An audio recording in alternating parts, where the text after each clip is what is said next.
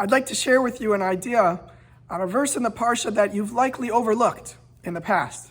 This week's Torah portion is a very exciting one, the beginning of the redemption from Egypt. The Jewish people became slaves. In last week's Parsha, Moshe is appointed as the leader. And in this week's Parsha, the series of Makos, the series of plagues begin as Egypt and Paro are struck by the plagues before the Jewish people are freed. And at the very end of our Parsha, we have a verse which I don't think gets much attention, in the plague of hail.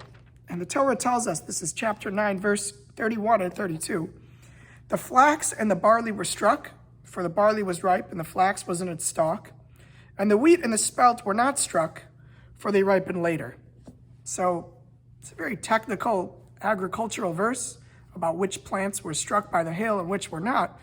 But a good friend and colleague of mine, Rabbi Ariel Schreier, brought my attention to this verse at a comment of Rashi. And he points out that Rashi explains, again, another technical agricultural detail. Rashi explains that the reason the flax and the barley were struck, because the flax and the barley, at that time of the year, at that season, the flax and the barley had already hardened. So because they had hardened, they were struck by the hail and they were destroyed. But the wheat and the spelt, at that point of the season, were still soft. So even though they were, of course, struck by the hail, but because they were soft, they were able to survive. And I think at this time of the year, at least the secular year, there are many people that are thinking about self-growth. We're December 31st, January 1st. Of course, the Jewish New Year's is on Rosh Hashanah, but January 1st is an opportunity for us to think about what we'd like to do in the coming year, to take upon ourselves a New Year's resolution, think about what we can improve.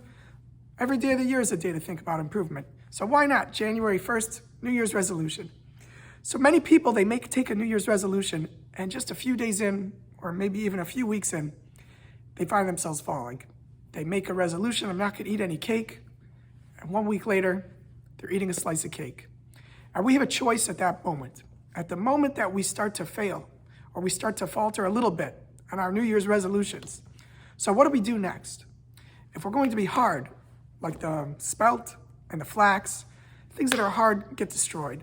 If you're going to be so firm with your commitment and say that you failed, so you'll find that you failed. Your commitment will be over after just the first strike, and you won't be able to continue.